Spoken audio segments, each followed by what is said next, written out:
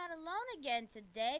My old man is back with us today, and he is now going by Light.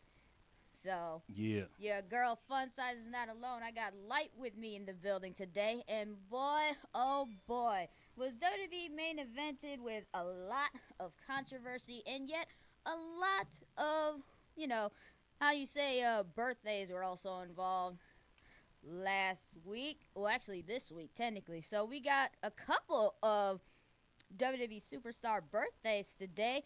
Former EWCW general manager, former member of the NWO, and former Raw GM Eric Bischoff's birthday was yesterday.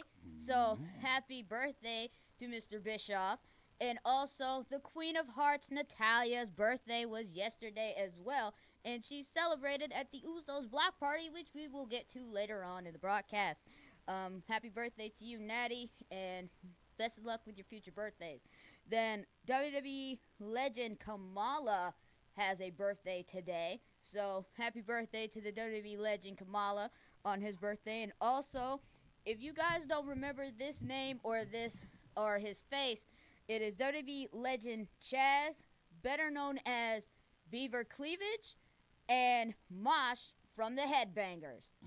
So he had a birthday today. And also, one of our favorite people that we love to talk about, the Beast Slayer, and your still Universal Heavyweight Champion, Seth Rollins, has a birthday today.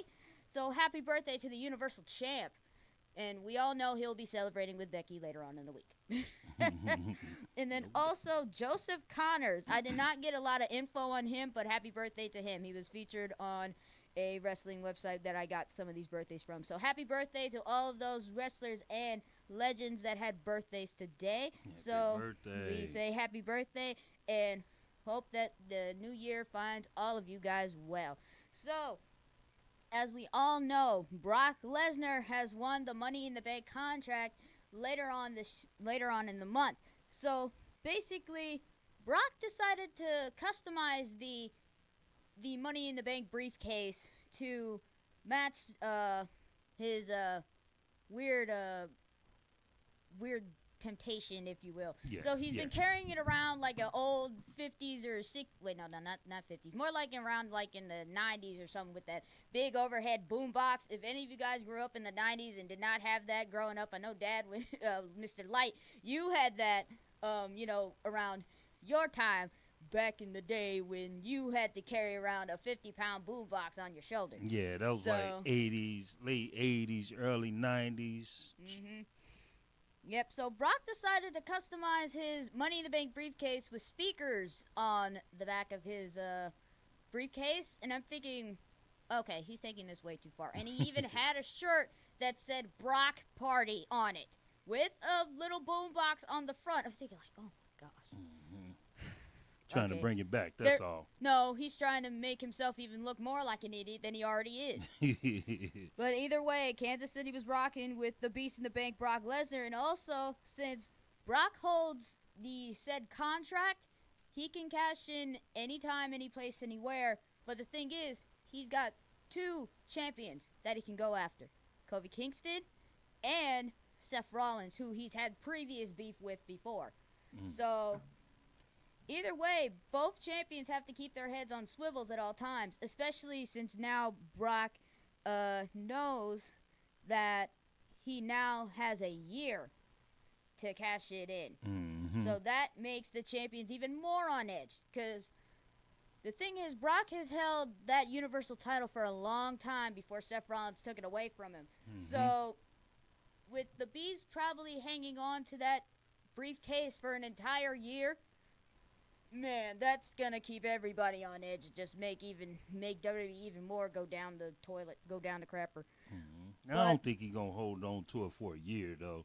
He might just wait on his right opportune time to sneak in there and take advantage. Who knows? Either way. Hey Albert, what's up, man? See you on here. So he said that he got his first boombox in 1938. I actually see a lighter side of Lesnar, and I wish he would ditch Heyman. Yes. so much. He did it before, back in around maybe 2002, 2004. But Mm-hmm. that was during a rivalry with the Big Show for the WWE title at the time. And Heyman screwed Lesnar out of the championship, and that's when Heyman jumped ship to the Big Show at the time. Yeah. And hello to you too, Albert. We say what's up. Hey, what's And going on? but also, if any of you guys have followed SmackDown last week, Dolph Ziggler made a surprise return in Kofi Kingston's match against Sami Zayn. And Dolph just mercifully, beat down Kingston, had a chair wrapped around the man's neck, slung it into the announce table, and even to make matters worse, he even put the chair around Kingston's neck and stomped on it. Mm. Then he tried to do this weird plea saying that it should have been me, I would boo me too, and he started thinking like, bro, are you crying? Right. Like, you really trying to pull that? Just cut the shenanigans, I okay? know. I'm thinking, oh my gosh, what have they done to Dolph? Like, They made him soft. they made him too soft. I'm thinking, like, who cries after beating up a man when you had every intention to do so? Right. Like, what? But it didn't stop there. Kofi Kingston wasn't the only target. Dolph even attacked Xavier Woods just to get Kofi Kingston's attention, even though Big E got attacked last week. But the thing is, everybody thought it was Kevin Owens, but clearly by Dolph's acts last Tuesday on SmackDown, it made it clear that Dolph was probably behind the attack. Yeah. Mm-hmm. Either way, like, that's just gonna how it goes. And then also, Shane McMahon, his self-proclaimed best in the world, just trying to not, he's digging a grave that he can't get himself out of. Mm-hmm. When you go after a competitor's family, whether it be mother, brother, sister, father, any of those, you drive someone to a point of no return. Mm-hmm. Shane McMahon and his family have lineage with Roman Reigns' family, their legacy in wrestling, going back to High Chief Pierre Maivia, Rocky Johnson, The Rock, Rikishi, the Usos, all that. Yeah. So basically, Shane McMahon wanted to do more physical harm than mental harm with the big dog by going after Roman Reigns' cousin, Lance Anawi. I hope I'm pronouncing that right. If not, I am ashamed that I pronounced that legendary family name wrong. I'm so sorry. But he eventually went after Roman Reigns' cousin. Even at the end of the match when Shane tapped out Lance, Drew McIntyre got into the fray and eventually made the big dog really angry by delivering a Superman punch to Drew McIntyre heading towards the ring in a fit of rage, but Shane McMahon was close to being speared. But if Drew McIntyre didn't step in, then Shane would have been cut in half. Yeah. And either way, Shane's gonna dig himself into a ditch heading into, this week's pay-per-view on the Super Showdown. Yeah, you gotta keep in mind, he can't be leaving all them doors open. You gotta close some of them. No, yeah, he better close some. Then also later on in the night, as I mentioned before earlier, Brock Lesnar learned something new about his Money in the Bank contract that Paul Heyman read out loud, saying that he would make his championship decision right then and there, saying that the Beast has a year until May 2020 until he can cash in. And it's funny, Brock didn't even know about it, and eventually he took the contract out of Heyman's hands and read it and then just slapped him with it. Thinking like, wow, you're beating up your advocate and you didn't read? I'm thinking like, how old are you again? And did you graduate high school, let alone kindergarten, if you can't read? Right, and Like, you better read it if it got your name on it. Exactly. You're the one that won the thing. Have you not paid attention to years past of many Money in the Bank contract winners that have won this prestigious briefcase? That they know the implications of what this holds to? Clearly he did not. And basically Brock was taunting Rollins saying, I got a year. So you're just going to have to wait and see who I cash this in on. I'm thinking like, oh, boy. So he pretty much points to success. The question is, when and where will Brock cash it in? And that's a question only the Beast can answer. Yeah. He holds all the cards in that little jukebox phony briefcase that he got going on. I'm surprised he didn't spray paint it gray. He just put some stickers and switches on that thing. Right. But either way, the Irish and Scots, I'm talking about Becky Lynch, the Man, and Nikki Cross faced off against the Iconics last night as well. Well, on Monday. See, I'm getting my nights confused. Man, somebody done got me all messed up now on my days. But either way, Nikki Cross and Becky Lynch proved to be a formidable tag team against the Iconics, the women's tag team champions, the Iconics. Basically, they wanted to get redemption for last week after they got beat in 6-women tag team action. Mm-hmm. So they decided just to take out just half of that team that was competing last week. Mm-hmm. So either way, Becky Lynch and Nikki Cross make a pretty decent team, and I could probably see them maybe going after the Iconics sooner or later. Mm-hmm. I could see that. And either way, we all know Nikki Cross is a bit out there, Mm-hmm. but for some reason, Becky Lynch likes her moxie, if you will. Right. So, and also the Iconics are just, uptight girls that think no one's competing on their level. I'm thinking, like, you haven't even defended your title since WrestleMania. Right. What kind of champions are you? So don't be speaking prematurely out there. I know, right? Mm-hmm. Then also, Ricochet makes the WWE Universe drop their jaws again in a rematch against Cesaro. Now, we all know that after Money in the Bank, Ricochet came up short, as well as half of the guys that competed in that match. Mm-hmm. And Ricochet wanted to redeem himself the night after against Cesaro, but he came up short. But either way, we all know Ricochet, the one and only, knows how to defy gravity from time to time, and he sure proved it last night. Mm-hmm. We all know, because Ricochet left everybody in awe by pinning the Swiss Cyborg 1-2-3 that night. And congrats to Ricochet for picking up that victory against Cesaro. Now, that's no easy task Right. against Cesaro now. Yeah. Then also, we all know that Rey Mysterio won the United States Championship at Money in the Bank. But due to Samoa Joe's pre-match attack after Money in the Bank, Rey will eventually have to relinquish the United States title next week. Because the past 2 days since Rey won the title, he hasn't shown up. Yeah. So clearly that's a sign saying that Rey is definitely going to have to relinquish the title if he can't defend it or if he's injured. Right. So Mm-hmm. that's kind of how it goes for Rey. Man, a title run cut short. That stinks. Mm-hmm. But, when you're a champion, you gotta roll with the punches. Yeah, you got to get out there and get some cure Mm-hmm. to get back on that, get some new health. Mm-hmm. I mean, that was the same thing that happened to Finn Balor. Finn Balor Yeah. had the same thing when Mhm. he won the championship at SummerSlam, but he couldn't defend it after he injured himself the night before. Yeah. Yep. And also, there was a Fatal 4-Way announced. This was on WWE's Twitter page, thanks to all the wrestling pages that are via Facebook. I thank you guys for giving me all this info.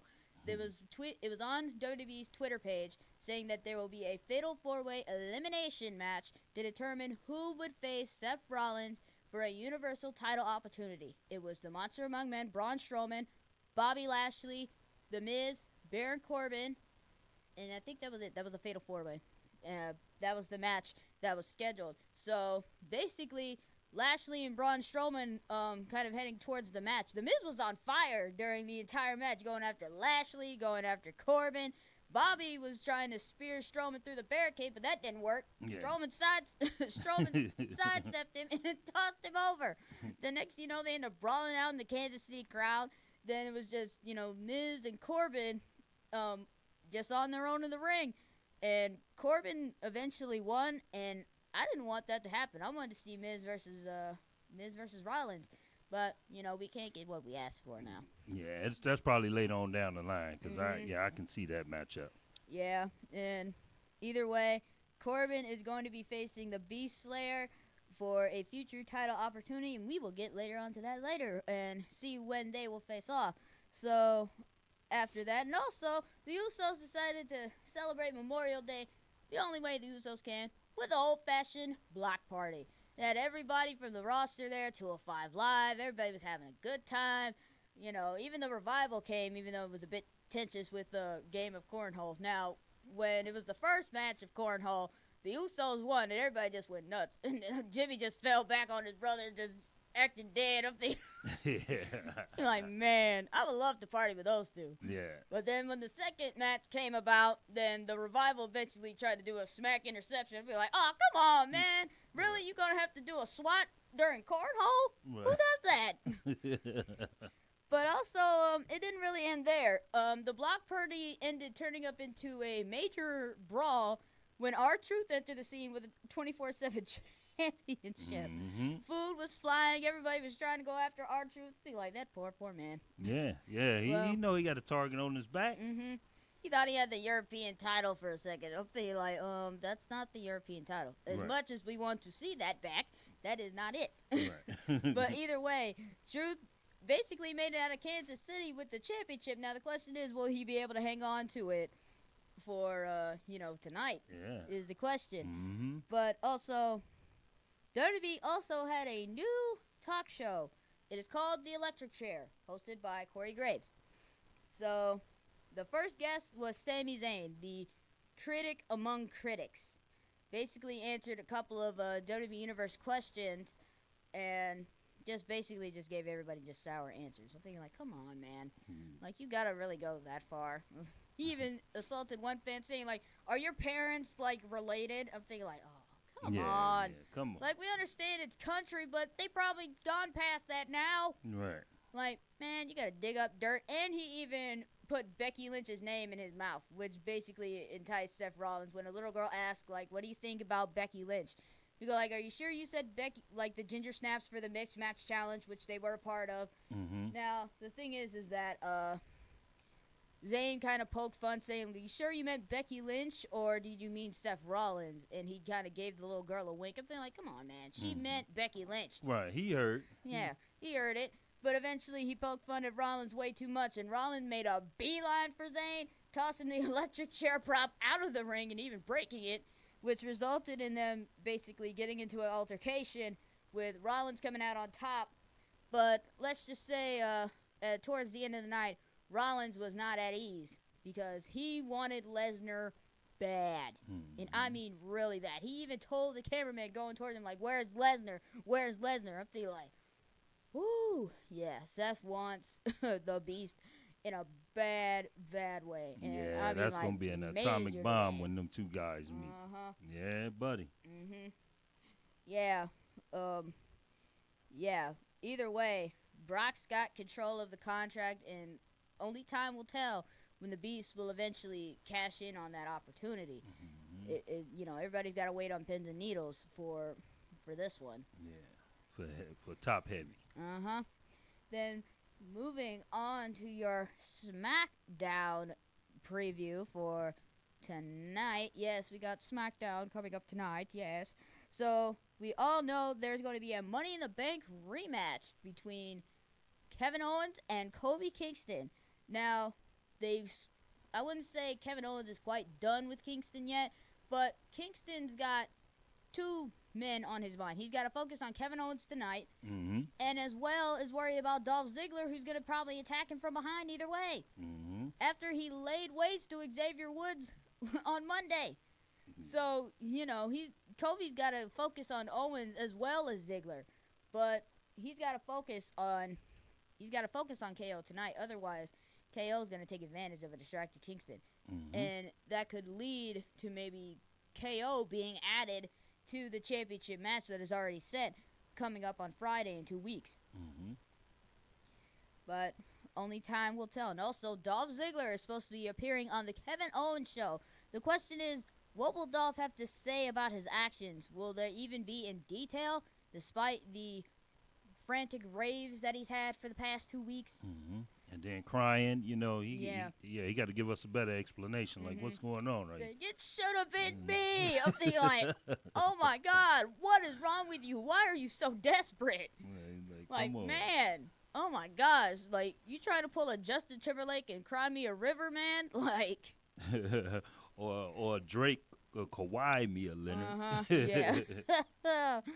But let's hope Ziggler actually has a better explanation for his actions on the Kevin Owens show tonight. Also, SmackDown Women's Champion Bayley goes up against Raw's Sassy Southern Belle Lacey Evans. Now, we all know that Lacey Evans caused Becky Lynch to no longer be Becky Two Belts Right. due to a woman's right at Money in the Bank. Now, if she ends up topping Bayley and ends up winning, could she possibly gain an opportunity down the line to face the SmackDown Women's Champion even though she's on Raw? The thing is, she wanted to go after Becky Lynch, but why is she targeting Bayley? That's the question. But the thing is, we don't know. Lacey Evans is capable of putting up a decent fight, as we saw at Money in the Bank. And she's not, you know, the classiest of ladies, yet she can prove that she has class. Either way, I think that if Lacey Evans does win, she could gain a women's championship opportunity again. But the thing is, Charlotte still got dibs on Bayley. Yeah. And I don't think Bayley's going to lose against the Southern Belle anyway, because she got to, you know, with everything that happened at Money in the Bank, she got to, you know, gather up that momentum, you know. Because she lost that one belt, you know, she got to get back to that. You know, she became accustomed to, you know, 2 belts. So she got to get back to that. So I want to see the sassy Southern Belle defeating her tonight. But we're going to see. Yeah, let's see how the huggable one, as she stated on SmackDown last night, she said, "I'm done with the hugs, and now I'm going to prove my legacy." So I feel like, okay, you go ahead, Bayley. Yeah. All right. We ain't mad at you. We are not mad. No. Now, also, Shane McMahon has now a assurance in policy for Roman Reigns, a.k.a. the Scottish psychopath Drew McIntyre. Now, how will the big dog respond to getting Claymore kicked on Monday due to Drew McIntyre's interference involving Roman's family? And it's funny that Shane McMahon is going this route. We understand Shane has picked on guys such as, you know, Kent Shamrock, you know, Steve Blackman, all these other big guys that are bigger than him. Even the Big Show. He's poked at them. He poked the bear one too many times. And I think this bear is really going to just demolish him. Yeah. The bear that is Roman Reigns is going to destroy the best in the world, Shane O'Mac. Because he's got an insurance policy, which his father has done many times before. We've seen it before. We've seen the shtick before. So we don't need to see this again. We get it. Right. You can buy anybody in the locker room. But certain people won't go that low. Yeah, Either way, Shane McMahon thinks he's got an insurance policy in Drew McIntyre. Now, the thing is, Drew McIntyre is way above this. He's saying he wants Lesnar so bad that he could probably taste it.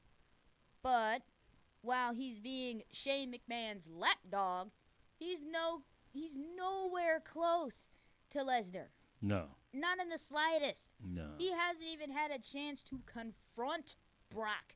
Well, he did once, but no physical confrontation really happened between the two.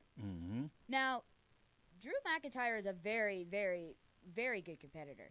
And as much as I hate his character, he's a pretty determined athlete. He's got all the credentials. Now, if he could actually topple Brock Lesnar, now that'll set him on a whole nother level. Yeah, that'll bring him up to that upper echelon that he's been searching for if he can top Lesnar. But that's gonna be one tough cookie to chew. Oh yeah, that's a hard not life cookie. That is Lesnar. And especially with Paul Heyman being in his corner, that's a hard not like cookie with nuts sprinkled on top of it. Oh yeah. Yeah, he definitely. I could see Brock and Drew going back to back at each other sooner than later. Definitely. And also, can R-Truth manage to survive being the 24/7 champion tonight? The question is, Truth has held on to the title since, 3 weeks ago? Yeah, about 2-3 weeks. Yeah, 2-3 weeks ago. And so far, he's actually been pretty intent. Now, if any of you guys follow any of these superstars on social media, R-Truth recently kind of did an Old Town Road remix with the 24/7 title. I kid you not. It is the most hilarious thing ever. That's probably the best parody to Old Town Road I've probably ever seen. Because that is hilarious. And Truth killed it.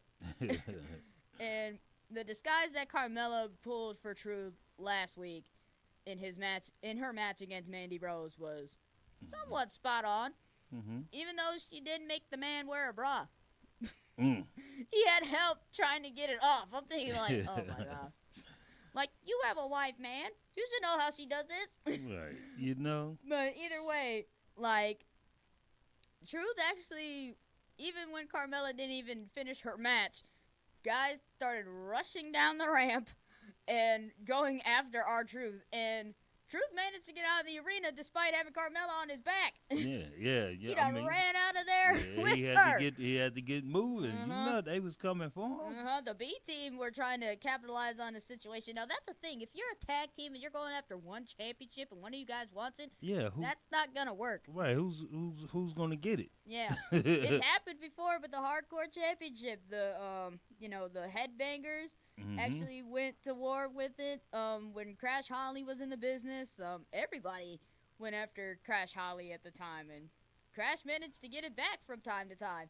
Even Jeff Briscoe and Pat Patterson were Hardcore champions, and how Jeff Briscoe won the Hardcore Championship was by one finger placed on Pat Patterson while he was sleeping. Oh, wow. And the ref counted 1, 2, 3, and then he won. Like, that was probably the most quietest pin and victory I've probably ever seen. Yeah. Because that is hilarious. I'm thinking like, wow. That's how crazy the Hardcore title was back in the early 90s. Woo! And now we got that now. But except instead of calling it the Hardcore title, it's called the 24/7 title, which implicates the 24/7 rule, which Crash Holly introduced to us in the early 90s of WWE during their Attitude Era. And I like it. I like having that 24/7 rule. That's awesome. Oh yeah. It makes the game more exciting. You know, because anybody can win it. Or lose it. Anybody can lose it. I find it funny. I'm thinking like just seeing all these superstars go after one title. See Carl Anderson, Luke Gallows go after it.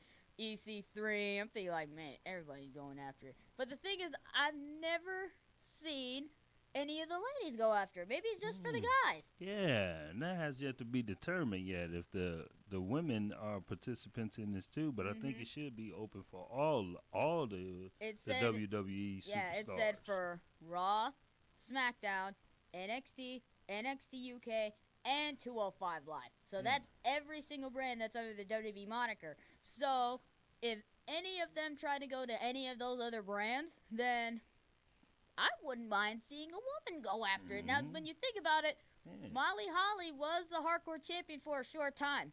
And I'm trying to think, who else? Even one of the Godfather's escorts won it until she got pinned. Right. She had her one chance of glory, but then she just lost it. Either way, I could see one of the ladies. You know what? I could see Becky Lynch probably going after that 24/7 title. She said she takes on all comers. I would love to see that. Let Becky go after that championship and let her be Becky Two-Belt again. Yeah, and she can get it that way too. I mean, that'd be easy. Now, as far as like keeping it, that's another story. Well, when you think about it, I don't think any of the guys would be willing to go into the women's locker room just to get a chance to actually beat Becky. No, I think they'll do something more so like and probably take her out to eat or something like that, or wait until she's napping or something, and then come in there with the one finger. And then get the belt that way. Now, okay, I can see Seth Rollins probably going for that since they are dating. So, either way, it could happen, but we don't know. We don't know. It's all a matter of chance for this one. So, Albert even put, if Nia Jax were healthy, I would promise she would be after that 24/7 belt. That is true. Now, the thing is, Nia is kind of out of it because she's working on getting her strength back. Right. And we all know that Ruby Riott, she went undergo shoulder surgery. That's why she's not on screen as much. And I even saw a little article that Liv Morgan is, I think she was either suspended or she got fired due to her with her current relationship right now with former WWE superstar Enzo Amore. So she's no longer on WWE screen as of we know. Right. But either way, a lot of these superstars are being let go for kind of dumb reasons, or they're just being written off screen for right now. Yeah. I don't get why, but you're going to lose most of your guys or girls to any of this. But either way, it's going to be very interesting to see how this goes. Yeah, maybe they probably just trying to juice up their story before they bring them, re-enter them back into the limelight, if you will. Because I mean, what the creative writer's job is to make it interesting for the fans and the viewers. So I mean, if they have to go away and then come back, superstars always go to that extra level when they go away for a minute and then they come back because it's like, what? They're probably planning some surprises for most of these guys and girls that are in the business.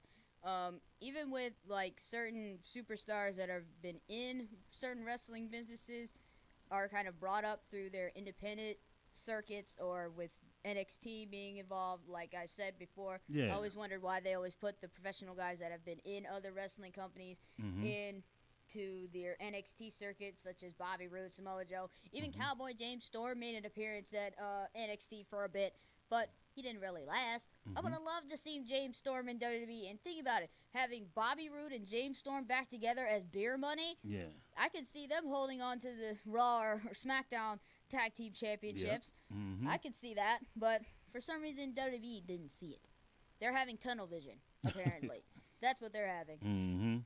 Either way, we are going to be taking a break, and make sure you guys stick with us. You guys are listening to the next generation of Sports Talk Radio, The Score on Air, thescore.com, The Score. The future of broadcasting is evolving, and you can be on the front line. Digital and traditional media jobs are being created daily, and the Columbus campus of the Ohio Media School can help you find your next career. With financial aid and job placement assistance available, the Columbus campus of the Ohio Media School provides instruction from industry experienced veterans like me, ready to share their knowledge of the media broadcasting industry. Contact us today at 614-655-5250 or apply online at beonair.com. The Ohio Media School. Media broadcasting training starts here. Are you someone who has always dreamed of a career in sports media? The Ohio Media School now offers a 6-month sports emphasis program to prepare you for a whole new career. Whether it's radio or television, play-by-play or production, the Ohio Media School has you covered. You will receive training from professionals that are actually in the industry. The Ohio Media School will get you where you need to be for a successful career in this exciting, expanding field. To schedule a visit, call 614-655-5250 or go to beonair.com. Stop dreaming about a career in sports and make it a reality at the Ohio Media School.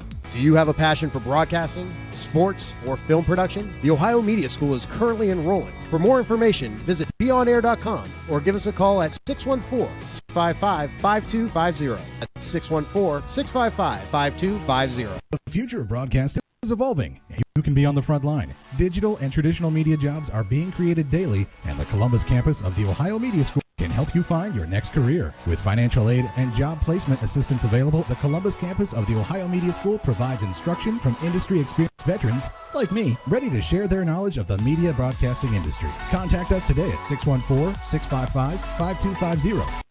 Online at beonair.com. The Ohio Media School. Media broadcasting training starts here. Are you someone who has always dreamed of a career in sports media? The Ohio Media School now offers a 6-month sports emphasis program to prepare you for a whole new career. Whether it's radio or television, play-by-play or production, the Ohio Media School has you covered. You will receive training from professionals that are actually in the industry. The Ohio Media School will get you where you need to be for a successful career in this exciting, expanding field. To schedule a visit, call 614-655-5250. Welcome back, everybody, to the next generation of Sports Talk Radio, The Score on Air, thescore.com, The Score. Now, we're just going to give you guys a bit of a recap of what we just covered in the first half.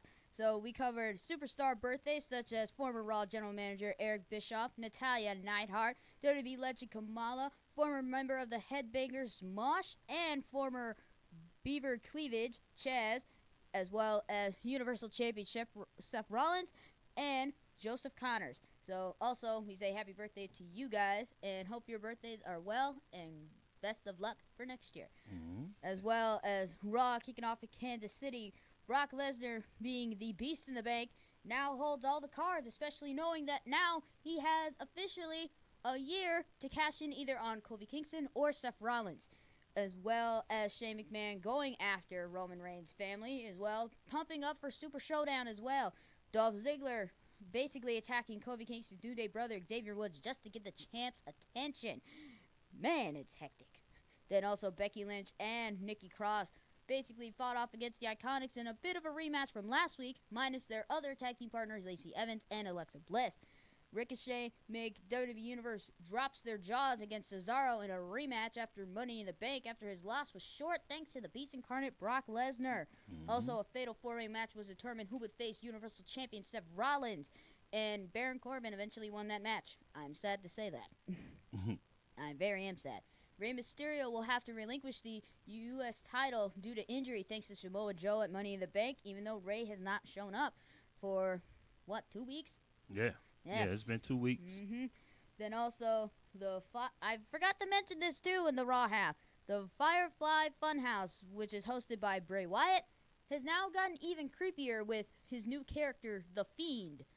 And, man, if you're into creepiness with a slice of Pee Wee Herman mixed in, that's for you. Because Bray Wyatt with this Firefly Funhouse thing, it's not working for him. And the Fiend character, he needs to get a new hobby in the worst way. Yeah, Then definitely. a block party turned brawl, which was hosted by the Usos, turns into a huge melee when R-Truth shows up and eventually crashes the party thanks to his 24/7 championship, which is involved. Then also a new talk show that was hosted by WWE's announcer Corey Graves hosted Sami Zayn in the electric chair, which led to a brawl against Seth Rollins and himself. And Rollins was not happy due to the Beast not being there, confronting him as he wanted the Beast so badly he could taste it. Then as well as SmackDown tonight, we got your previews for tonight. Money in the Bank rematch between Kofi Kingston and Kevin Owens, as well as Kevin Owens hosting the KO show with Dolph Ziggler explaining his actions for the past 2 weeks. And who knows why he's even attacking Kingston, let alone the New Day members. Also, newly won champion Bayley, who won the SmackDown Women's title at Money in the Bank, will be facing off against the sassy Southern Belle, Lacey Evans. Now, will Lacey Evans gain a championship opportunity, or will Bayley's championship momentum keep her rolling? As well as Shane McMahon's new insurance policy and Drew McIntyre heading into Super Showdown against the Big Dog. How will that fare with the Big Dog as well as McIntyre being Shane's lapdog? And also, can Truth survive another night as 24/7 champion? We don't know. We'll have to find out tonight. And speaking of Super Showdown, 2 new matches were added to the card, as well as we all know the current matches that are going on. So, the newest matches that were added is Seth Rollins versus Baron Corbin for the Universal Championship. Now, there's obviously no love lost between these two, because Corbin's had beef with Rollins, Rollins has beef with Corbin. So, we're going to see this come to a head, and I pray to God that Baron Corbin does not win the Universal Championship. Yeah, no. If he does, it'll be the end of the world for me. I already know it will be. Then also, a new championship match another championship match is added. You got Kofi Kingston versus Dolph Ziggler for the WWE title after Dolph's reckless attacks on Kingston. Will Dolph gain the WWE Championship again, or will he come up short to the Dreadlock Dynamo? We don't know. And also, they did explore a bit on that Randy Orton versus Triple H rivalry on Raw. Basically, it goes back to, I believe it was 2002, when Triple H introduced Batista, Ric Flair, Randy Orton himself as the dynamic 4-man duo Evolution, saying Randy Orton was the next coal that had to be squeezed into the next diamond. Randy Orton was a former Intercontinental Champion at the time in his ride with Evolution. Yeah. Then later on in 2006, August 15th, is when he won the World Heavyweight Championship from Chris Benoit at SummerSlam. And Triple H was not so happy with Randy Orton winning by beating him down to where his blood, basically he was cut open in the head. Right. Yeah. So, and then later on in the year, around 2007 in October, Randy Orton and Triple H butted heads for the WWE title, with Orton coming out on top, as well as heading into WrestleMania 24, when it was a triple threat match between Orton, Triple H, and John Cena, where Orton still came out on top. Then later on in years, Orton still had that seething frustration from Triple H basically attacking him, and went after his father-in-law, his brother-in-law, as well as his wife heading into WrestleMania 25 for that prestigious WWE title. Mm-hmm. So, basically, we kind of know the gifs of this rivalry now. Yeah. Knowing that it's been a long time coming since the last time these guys faced off. It was at WrestleMania 25 back in 2009. So now, let's see if Randy Orton still has some bent-up frustration against Triple H heading into Super Showdown on June 7th. And also, this is going to be news for everybody. We're going to be talking about something different. Oh my gosh, it's so different. Definitely very, very different. And we are talking about Elite Championship Wrestling. We are talking about All Elite Wrestling and their pay-per-view that was last Saturday, All or Nothing. Now, I'm sure everybody has probably paid $50 for this pay-per-view that they wanted to see, and I don't blame them. I would have loved to seen this pay-per-view so badly, but instead I got clips.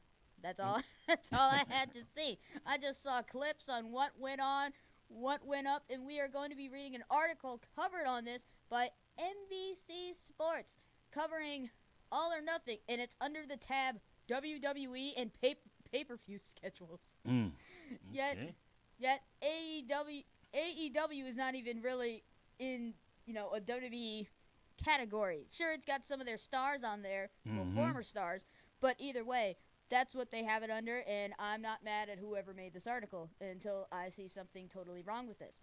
So I'm going to read this word for word, and these are their words, not mine. Don't get mad at me. I'm just reading what's there. I just report wrestling. Don't get mad.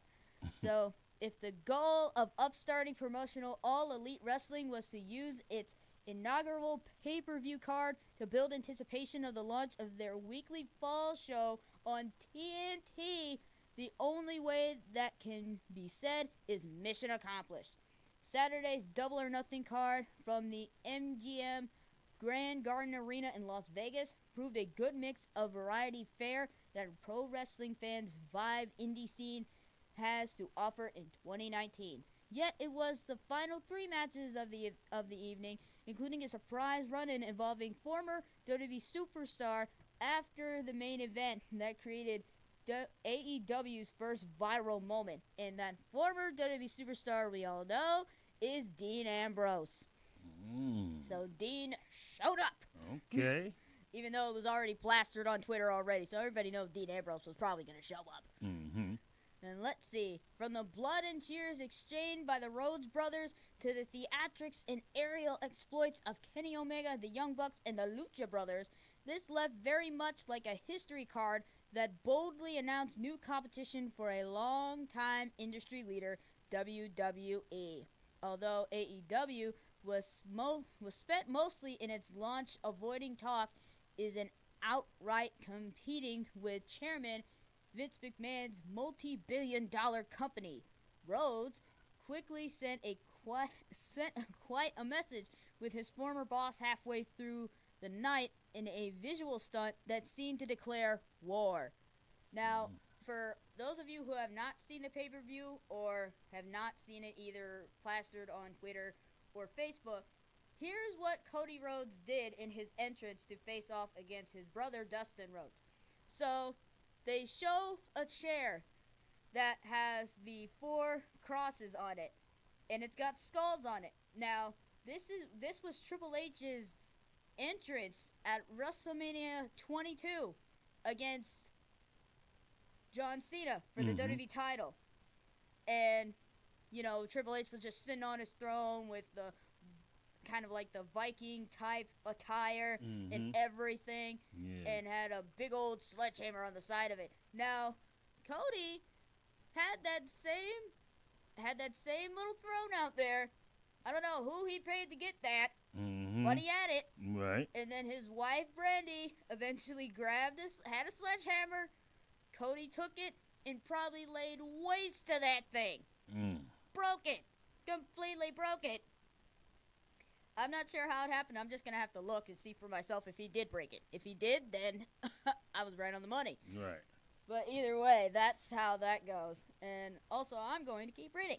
As Double or Nothing went off the air with one of McMahon's biggest stars up until just a few weeks ago, standing tall, it's a wonder as to whether Saturday night was a major turning point during a time that can already be considered the third boom period of the modern era in sports entertainment. CBS Sports was with you the entire way Saturday with results, analysts, grades, and highlights from AEW's All or Nothing, because to subscribe to the State Combat with Brian Campbell podcast for a complete audio review of AEW's debut show on Wednesday.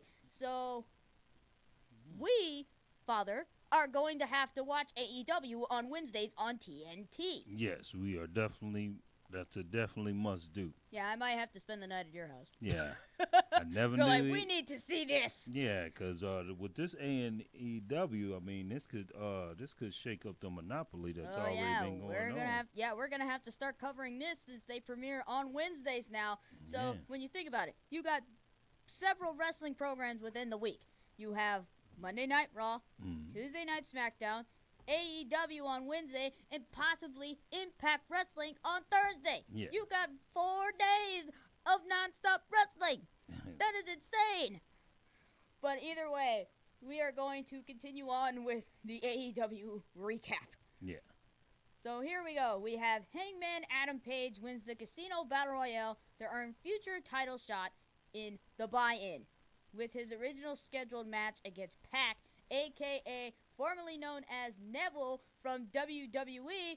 So now he goes by Pac. I'm surprised he didn't go with Pac-Man. Right. That probably is already taken, though. Well, X-Pac rolled with that, so he just cut off the X and just put Pac. Yeah. Either way, if it works for him, it works for him. Okay. Against Pac, calling off due to the creative differences, Page turned out to be the final entrant in the match after drawing the Joker card. The booking of him winning seemed to be the right call as well. The Rising Star earned a future shot at the inaugural AEW Championship against the winner of tonight's main event. Now, speaking of that championship, Dean Ambrose wasn't the only superstar that showed up on Saturday. You want to know who else showed up? Who? Bret the Hitman Hart. Oh, yeah. Bret Hart showed up to show off the AEW Championship and basically was there to show respect to AEW because, as you know, Bret probably trained some of those guys that are probably on the AEW roster right now. Definitely. So he wants to show respect and, just go along with that. So, mass respect to Bret Hart because he is a legend, so why not? Yeah. Yeah, give the man props. And you future wrestlers should take notes from the Hall of Famers because, they come through and they pay homage, All right, let's see what else they put on this match. The match was a wild mix of gimmicks, high spots, and comedy that at times bordered on sloppiness. It was also nonstop fun from the start to finish as 5 additional wrestlers entered the match every 3 minutes. So, sounds like the Battle Royale is different from the Royal Rumble where you have to wait every, 30 seconds? Or 9 seconds? Yeah, it's every 30 seconds for the Battle Royale. Yeah, every 30 seconds a new competitor enters, so they have to wait every 3 minutes. Every 3 minutes. Oh, well, I mean, hey, that could have been it. That could work in some of the superstars' favor. Oh, but you'll be surprised on how some of these wrestlers used weapons. Listen to this. So Joey Lanza used a lit cigarette as a weapon. What? Jimmy Havoc used a staple gun. And Wow. Tommy Dreamer is famous for this, introduced a trash can. Now that's classic Tommy. Yeah, Tommy that's Dreamer's classic. always got the cart full of, hardcore weapons, trash cans, stop signs, all that. So that's classic Tommy. Say, brutality. Dustin Thomas popped the crowd by hitting a 619 and a 450 springboard splash on Janela. Whoa, man. He's trying to pull Rey Mysterio in any 450 splashes that anybody has done. Yeah. Woo! Man, I'm surprised he's not hurt. Right. Right. Yeah. Twisting and turning your body that way. You're going to be sore in the morning. Michael Nawasaka did the same, but applied baby oil to slip out of holds. Mm. Well, that's smart. Yeah, that But is. yet you'll be too slippery to stand on your own 2 feet. Yeah. So It that was could smart. go either way. That could be a good thing or a bad Yeah, thing. it was smart yet dumb. Right. Okay, let's see. Okay. Luchasaurus later eliminated Janala by chokeslamming him through a table outside. The match also saw memorable appearances by WWE alumni Billy Gunn and Shawn Spears, formerly known as Ty Dillinger from WWE. So, man, dang, everybody's going to AEW. Yeah, what's going on over there? Because WWE's letting go of all their good talent because they don't know what to do with it. All right, and then even WCW veteran Glacier and upstart Brian Pillman Jr. and Jungle Boy. So, wow. I don't know Jungle Boy, but I know Brian Pillman Jr. Yeah. And Glacier, I don't know because I never followed WCW at the time. Because, again, I was born around the Attitude Era and the Monday Night Wars, yet my parents never showed me it. Because if I watched it then, I would have had a lot more knowledge than I do now. All right, let's go on. So, following the brief run-in with Orange Candace, the final 4 contenders of Luchasaurus, Havoc, Paige, and MJF. Paige, who sold an injured left knee throughout, used a low bridge to eliminate Luchasaurus and appeared to have the match won until MJF, who was in the match from start to finish, ran in from hiding outside. MJF, whose heel work as a highlight in the match, dumped Paige onto the apron, but not onto the floor. Paige rallied with a buckshot lariat to eliminate him.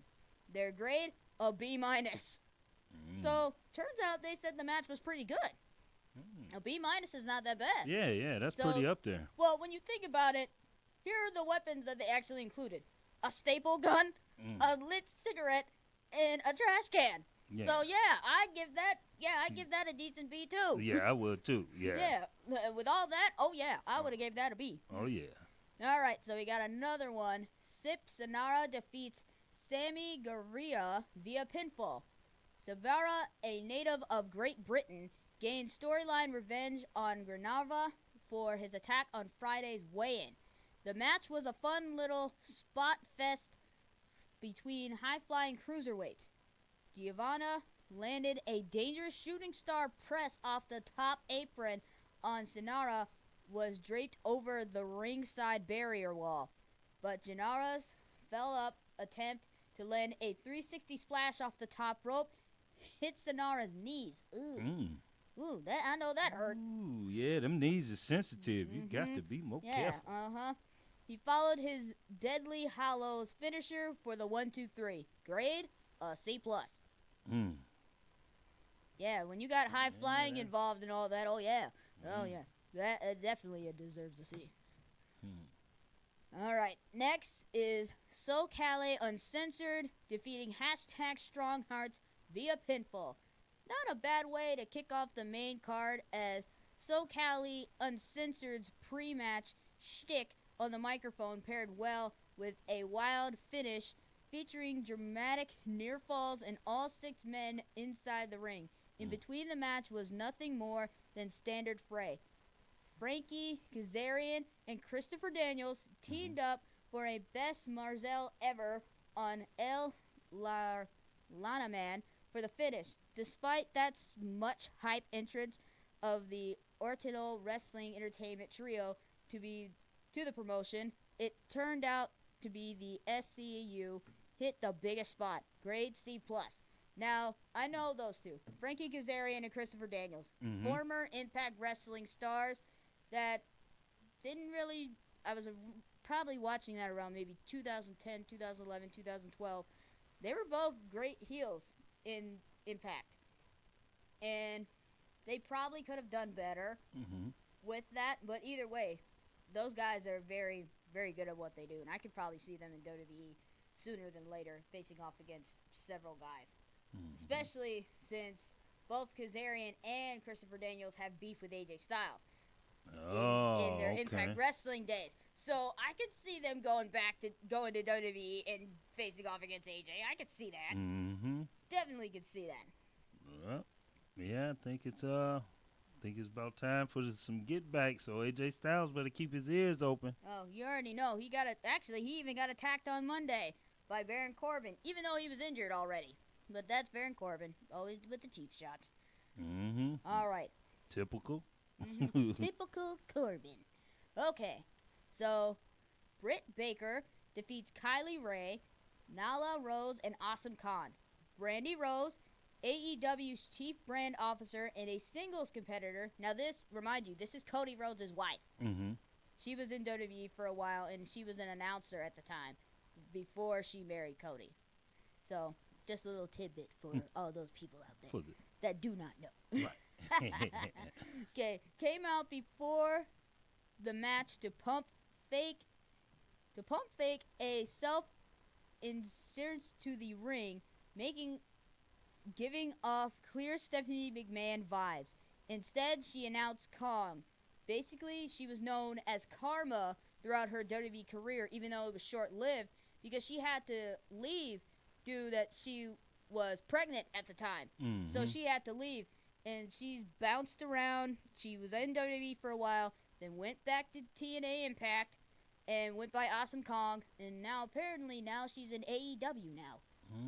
Okay. Surprising. Yeah. So yeah. Okay. She's I guess with the time off from her little metamorphosis going on, I guess this would be a nice stage for her to re-enter into the superstars. Yeah. So yeah, I can see that. Yeah. All right. As a late addition, the size and power of Kong and Rose perfectly contrasted the aerial and technical style of Baker and Ray. The match was also an incredible strong introduction as to what the AEW women's division will look and feel like. Baker and Ray enjoyed a lengthy finish against each other, then teased of the future feud as Baker laid a Shigorshi for the pin. I cannot pronounce certain holds right. I'm thinking like Ushigorish. Thinking like, is that some type of food? Right, that's what it sounded like. I'm thinking like, oh, okay. And their grade for that was a B+. Because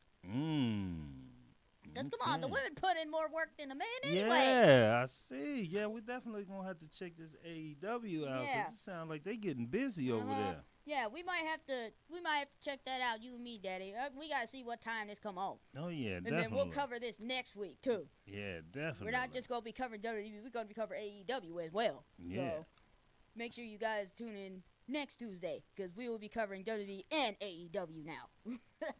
Okay. All wrestling. Yes. Definitely. Okay, so Best Friends defeat Angelico and Jack Evans via pinfall. Talk about high-wired affair. It didn't take long for the first traditional tag team in AEW history to become a game of can you top this? No spot was too big as Evans and Angelico repeatedly thrilled the crowd with their aerial exploits. But Chuck Taylor and Trent Beretta proved just as daring in a number of terrain moves which produced 2 counts. The finish provided just a wild as Taylor landed a Doomsday Sexy Chucky knee. What? What kind of move is that? I'm going to have to see that. A Doomsday Sexy Chucky knee. Yes. Oh, okay. It says it right there. All right. Doomsday Sexy Chucky knee. See, I've never heard of nothing like that. So, yeah, I'm going to definitely that piques my interest to even see that move. I can't believe it's there, though. Who would name their move that? Like, okay, so you're trying to channel in the Road Warriors, Shawn Michaels, in a psychopath killer doll in your move. Right, like. Being like, what? Can't just keep it simple, huh? Apparently. But either way, off the top rope on Evans, even taking down Angelico via Topco Hilo over. The Best Friends then combined as a tag team cruncher to finish off Evans. After the match, the 4 participants shook hands and were about to hug as the lights went out. An unnamed tainment appeared, and after the lights went back on as a second time, so did a group of masked minions. The heel faction took off all 4 wrestlers before forming a human throne to pose as the lights went out a final time. Grade B+.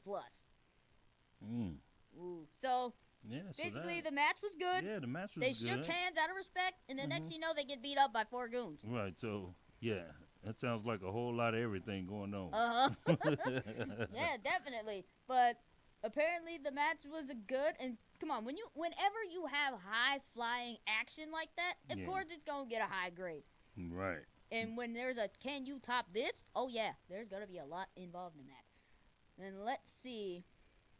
Hikaru Shido, Ryo, and Ro Minashima defeat Akayo Khan, Kazazuki, Emma Sakura via pinfall. Man, they got all the Japanese people in here.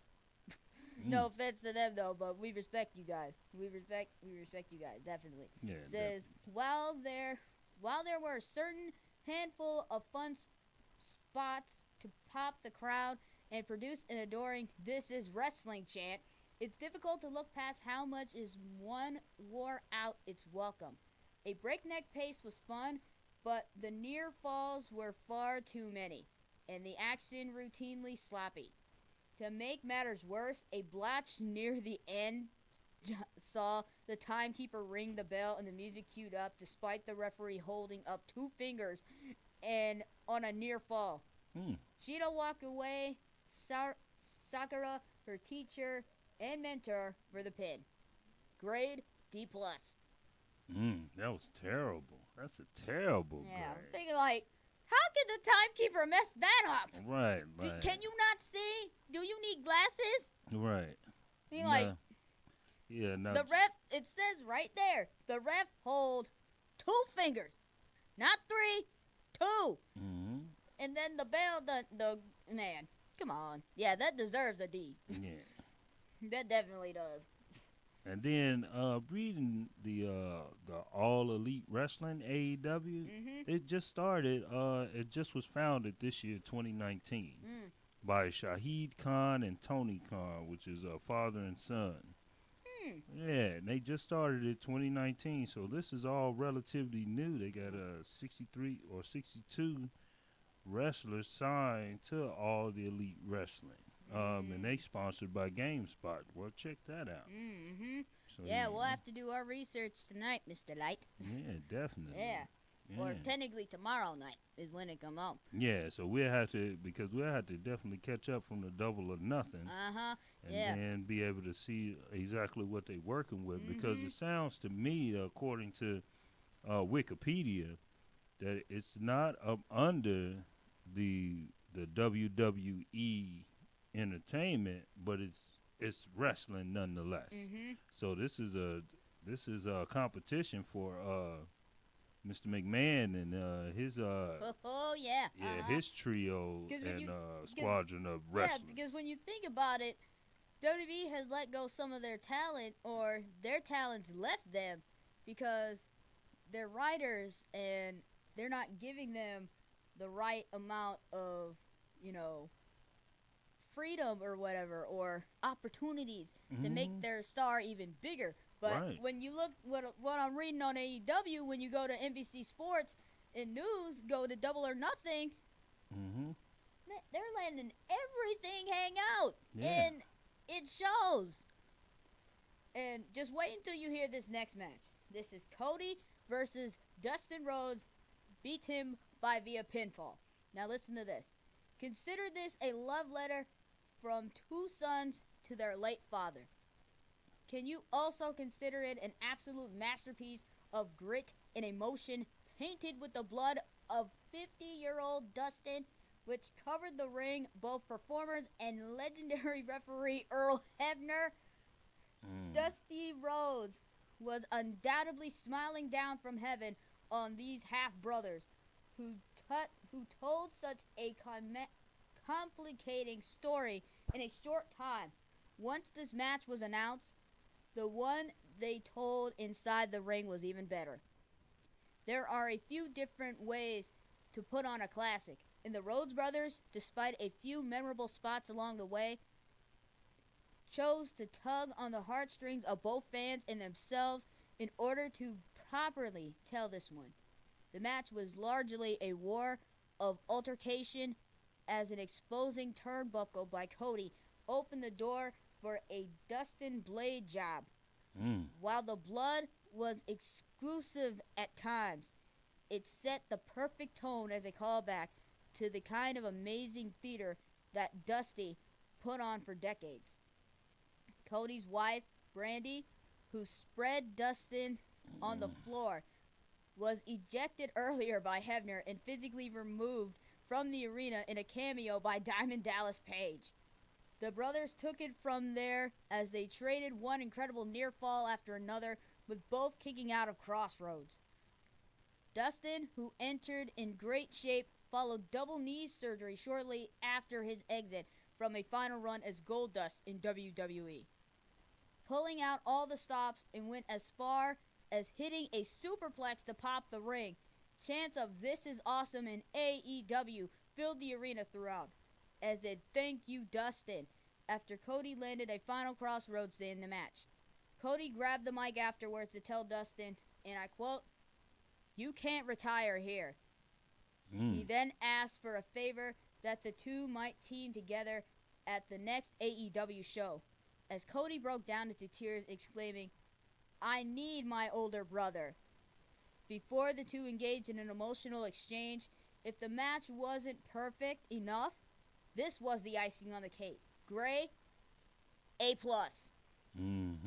They deserved that grade. And when that's emotional like that, where Cody did not want his brother to retire and saying he needs his older brother, the man broke down into tears on national TV. Now, those are real tears. When you have to face your brother like that to make him bleed and do this, yes. Yeah, that's love. I mean, and that's just how our brothers do. Because, me and my brother, growing up, we used to get out there and play King of the Mountain. And, me and him was always the last two up there. So, not to brag or anything, but, I won. I came out on top, You can ask him. I ain't embellishing on none of that. But, it's just a brother's love. Because afterwards, it builds the respect that you have for each other. Being able to take it there, and then you can turn around and you can, walk hand in hand. Not literally, but you can walk hand in hand because you know what you guys are capable of and your limits, And then that brotherly bond increases and it enriches the relationship between you and your brother. So, yeah, definitely. I didn't even see the match, and I would have gave it an A+, just based off the commentary. Yeah, all I saw was clips of it and everything. I'm thinking like, man, I'm talking when they said Dustin Rhodes was bloodied. I mean, his face and his upper body was covered with his own blood. Yeah, his dad used to wrestle like that as well. I mean, they didn't care. It was just all out, war when you stepped in that square circle. Yeah. So yeah, I mean, he has it honest. Yeah, and that was probably the match of the night right there. That right there. They deserve that A+. Those boys put up one heck of a show. Even though I didn't see it and just saw clips of it, oh yeah, you already know those guys put up one heck of an effort. Oh yeah, definitely. Especially with brothers going at it like that, oh yeah, they deserved it, hands down. And I'm surprised Earl Hebner actually made it out of that match alive.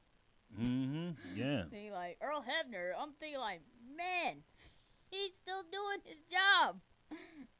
Either way, though, man, Earl Hebner, props to you. Man, he's probably, maybe one of the, not one of the oldest, but one of the longest referees that's probably been in the business of wrestling. He's been in WWE. He's been in Impact. He's probably even been at Ring of Honor in New Japan. So now he's at AEW now. Yeah, I mean, and they want to get some veteran refs in there because you can't go in there with no rookie refs and try to start up a new business like AEW. I mean, this is fresh. So, you know, we get the, you know, the first pick of the litter because I'm sitting there looking at some of these superstars as I scroll, and, you know, they got Chris Jericho over there, and, you know, and then, of course, the, you know, Dusty and Cody, the juniors from the, you know, from the Legends.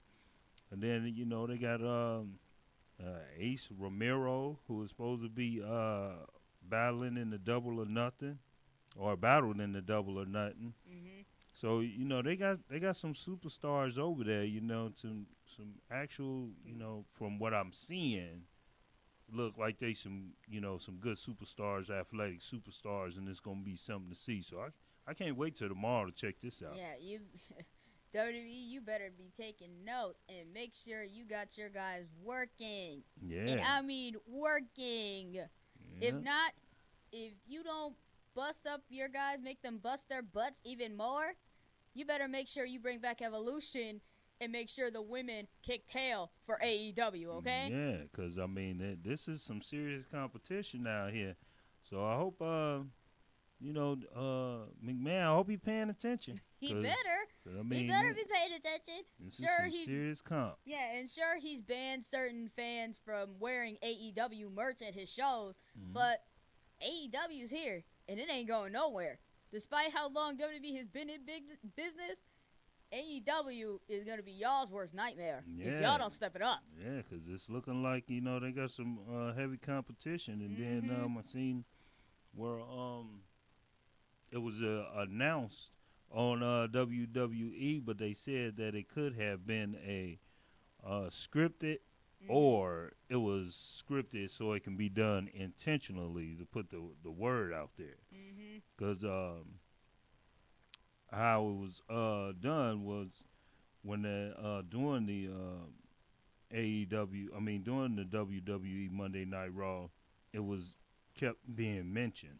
Like Sami Zayn had mentioned something to it, and then when Brock Lesnar came out, AEW was mentioned again. So I think it was more so like they working together. So it may be a good business negotiation strategy for AEW and WWE to swap different superstars. So this could get really big. Or really, it could lead up to, you know, another war between wrestling. Because when you think about it, WWE went to war with WCW, and they were on the same night. So this could be another clash of wrestling wars. WWE versus AEW. Yeah. Because when you think about it, you know, Scott Hall and Kevin Nash and Hulk Hogan were a part of WWE at the time. Then they jumped ship to WCW as well as half of the WWF roster at the time. They were jumping ship to WCW, and then some of them eventually came back. So WWE's been at war before. You know, they've been to war with WCW. They've been to war with WCW and ECW collectively, with Shane McMahon and Stephanie McMahon being at the helm with both of those companies. Yet they still came out on top. But now Vince has to realize that he can't be stuck in the same rotation with his company. Because when you take a look at what I'm reading with AEW, their matches are insane. And, I mean, completely off the rocker, like, talking about this is like your old Attitude Era stuff that's thrown into modern time right now. So, if Vince don't step up, he's in trouble. Now, there was a tweet from Vince Russo about 7 hours ago who stated that there's no question that the WWE and AEW wrestling are in bed together. And then it says several things don't add up. When you look at the entire picture, it becomes evident. So, I mean, this could just be like a weird partnership? revamp. Yeah, a revamp trying to generate more awareness because, like as we was talking earlier, you know, you have Monday Night Raw, you got Tuesday Night SmackDown, and then you're going to have AEW on Wednesday. So that leaves just Thursday and Friday open. However, you still got NXT, and then, you know, so you can maneuver it. So it sounds like to me that they're trying to get a monopoly for the week. Like have wrestling 5 days a week, maybe have Saturday off until there's a pay-per-view, or maybe even have 3 days in the week and then throw a Saturday in there. I don't know. It's sounding kind of strategic with me, and then especially with the summertime, all the children out of school, so you want to increase that. So this was a good opportunity for them, or a good time to present the AEW, because now you're increasing their awareness. And then the Khans and the McMahons are working together to get this thing launched. This could be huge. This will be a game changer for the wrestling industry. Yeah, so. because when you think about it, Vince McMahon introduced their wild card now. So now Raw superstars can go to SmackDown, and then SmackDown stars can go to Raw. So either way, it could happen that we can maybe see Chris Jericho back in a ring, or maybe Cody, or Dustin Rhodes. We don't know. We could, but we don't know because they don't spill enough detail into it. They keep us in suspense. Exactly. Totally exactly. So let's get back to this AEW part. So Bret Hart introduces the AEW Championship. See, I told you Bret Hart showed up. Okay, let's see. During a presentation of the AEW title, Hart welcomed to the ring Paige, who won the Casino Battle Royal to open the show and earn a future title shot. MJF quickly interrupted to talk trash to Paige and Hart. As he began to talk to the back, Jungle Boy and Havoc stood in his way, and the three took MJF off as Hart presented the title in the ring. So that was just, a little short side shtick. And, there's always got to be that one wrestler that just disrespects legends. I hate that they have to have someone just do that. I bet the guy or girl that does that just feels so awful that they have to say this. But yeah, I mean, it makes for a good beatdown when you can get to him. You know what I'm saying? Yeah, tell that to Heath Slater. So let him talk. Let him talk that smack. Yeah, it's funny because Heath Slater went through that thing too. He's saying, I could be any legend. And he got beat by Sergeant Slaughter. He got beat by Doink the Clown. He got beat by Lita thanks to the help of the APA. So, yeah, go ahead. Yeah, you go ahead run your mouth. Yeah. You're going to wind up eating them choice roids. You're going to eat them. Yep.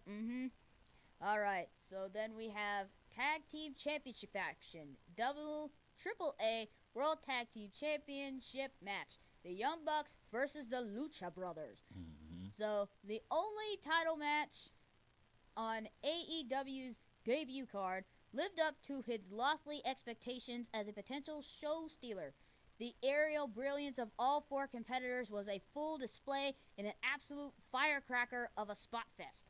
The big moves were almost too numerous to recount, as was the incredible dramatic near falls.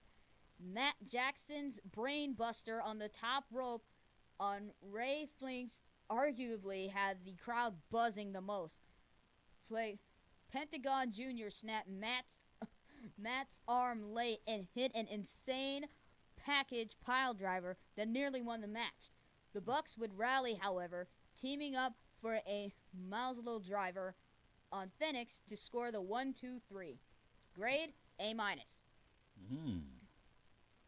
Yeah, and I just found out that Cody Rhodes is the executive vice president of AEW. Oh, yeah. Okay. Okay, so now I see, Cody. yeah, Okay. Congratulations. Okay, now you're getting into the meat and potatoes of it. Yeah. Okay. So Cody Rhodes is a bit of the brains behind it. AEW. Yeah. Yeah. Because when you think about it now, so you got Vince McMahon, that's the head, the CEO of WWE. Yeah. Then you have Shane and Stephanie and all those boards, as well as Triple H.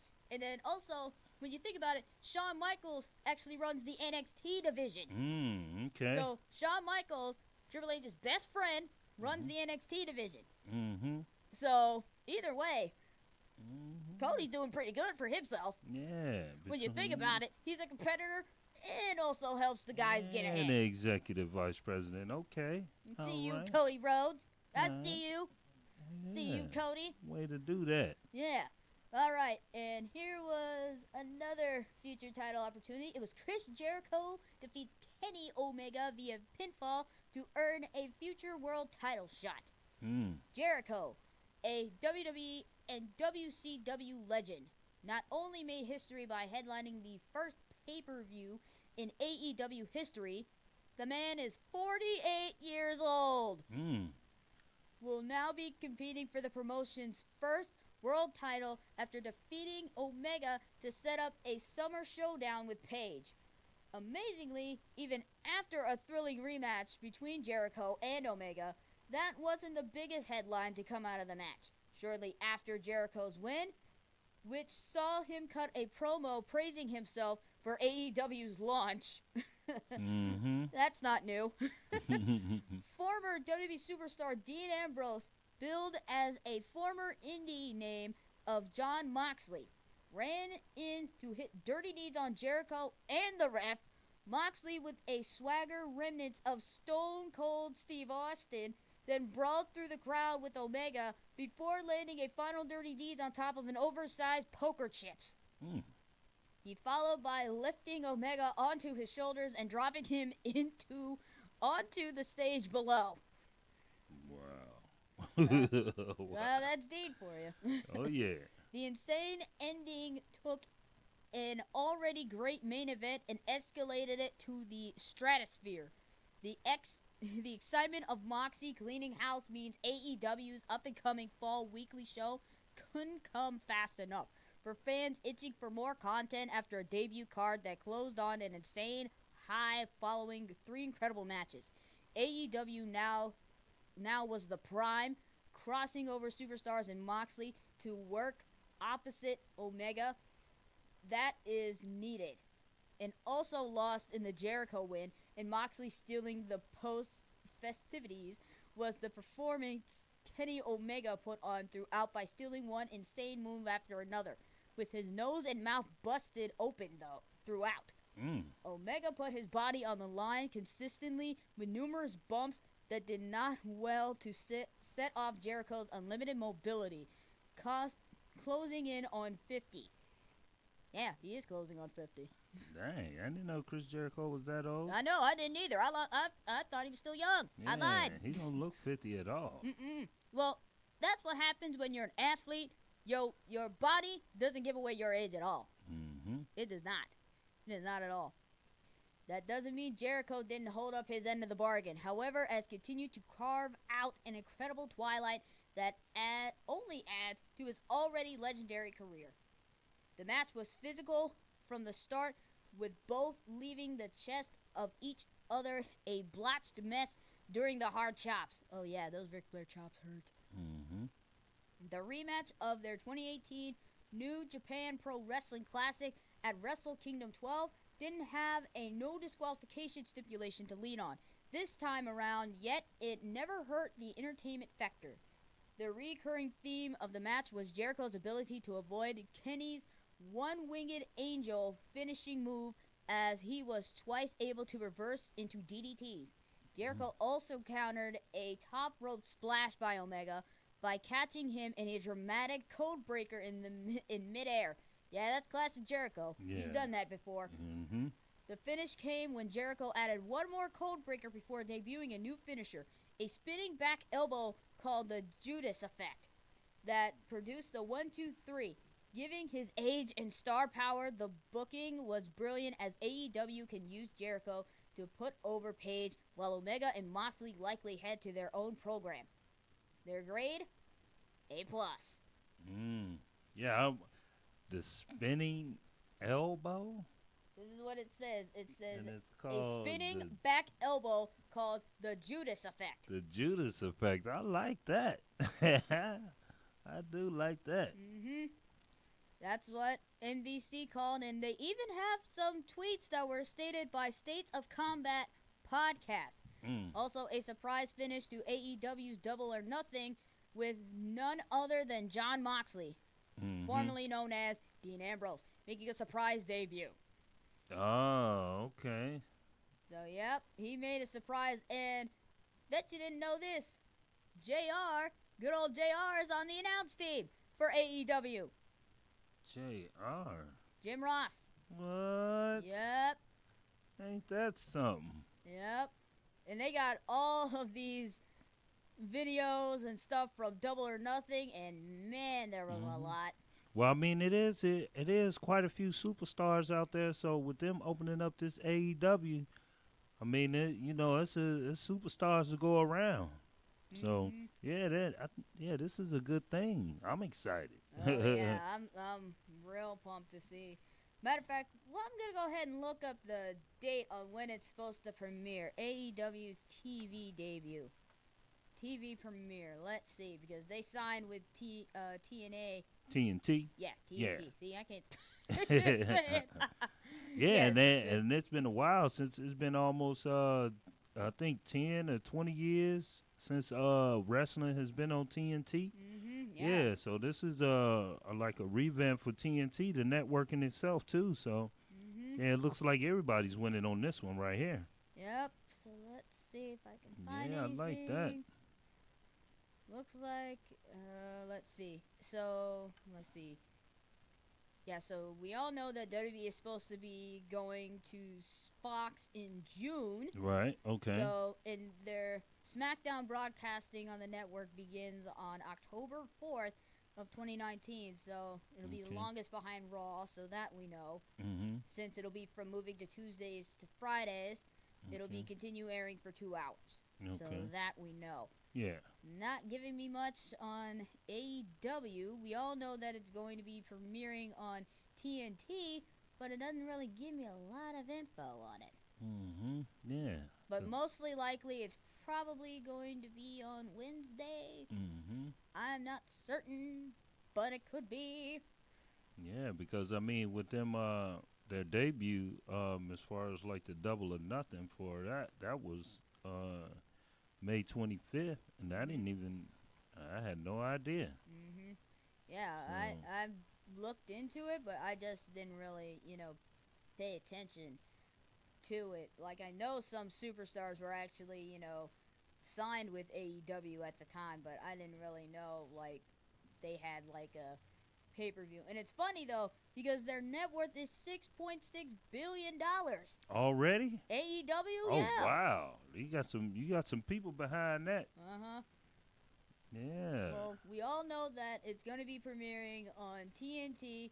It's just really not giving us, the time yet or date. Well, let's see. Hold on. It says the when is still not specific. It turns to promote a premiere date or regular night and time. Rumor has it possibly on Tuesdays in October after WWE SmackDown vacates that night for Friday. But it is officially announced today, that was May 15th, via a press conference for AEW and Wender Media that TNT and B/R live stream services will be at home on all elite programming. So let's see. So TNT to air weekly matches later this year, inaugurally May 25th. Event available on the live stream, which is by Bleacher. And via pay-per-view, AEW introduces a new generation of diverse wrestling and gives fans a new wrestling experience for the first time in 20 years. That's what it was. 20 years. Oh, yeah. But it doesn't really say. So, basically, they're saying that looks like AEW will be premiering on Tuesdays once WWE's SmackDown moves to Fridays again. Yeah, and it looks like the AEW TV is not scheduled to debut until October. Yeah, so we got. Yeah, they're giving us a little teaser right now, but. So, either way, basically they're waiting until WWE moves SmackDown to Fridays, then they're gonna take that Tuesday slot. Right, I think that's what they're gonna do. Yeah, yeah, that's what it sounds like they're doing. But I guess they working out all the logistics and putting the final, letting the ink dry on the contracts, and then getting these matches scheduled up. Because with planning anything, it does take time. And that's with anything, from professional superstars to the executives. All of that stuff takes time. So yeah, I'm excited to see this AEW. So I guess we're gonna have to wait a few more months. I'm not rushing. No, Because I'm it's not. just now I'm, spring. And, yeah, I'm anticipating this. Yeah, bring on fall. Let October come. I'm ready to watch some AEW, okay? So yeah, we'll definitely be suited and booted and ready for that one. Oh, yeah, uh-huh. So, while we were kind of reading that, Albert kind of left us a couple of comments. He says, what's the latest on Sasha Banks and Luke Harper? Is WWE still refusing to let them out of their contracts and release them? Now, Luke Harper did ask for a release, but so far he's kind of in the hush-hush right now. Mm-hmm. And Sasha, the last I heard of her is when she showed up with Biggie Langston to get their own custom pair of sneakers. Mm-hmm. That was the only time I heard of Sasha being involved in everything. Mm-hmm. So, either way, who knows what WWE is doing with their talent right now? We just don't know. Mm-hmm. And then the way AEW is, because they got 60 to 63 superstars on their roster right now. Mm-hmm. So, hey, the way it's looking right now, McMahon better hold on to what he can hold on, because yeah. with this AEW coming alive, yeah, he might want to make sure he does some good business deals, or he going to be at a loss. Yeah, big time. Mm-hmm. So I'm gonna read through some of their roster because you were right. It says they have full AEW roster, all 63 wrestlers signed to All Elite Wrestling. Mm-hmm. So here is who we have. We have Hangman Adam Page, Brandy Rhodes, Dr. Britt Baker, MDMD.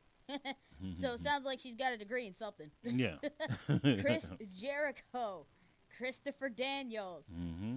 Cody, who just dropped the Rhodes part and just goes by Cody. Yeah. Mm-hmm.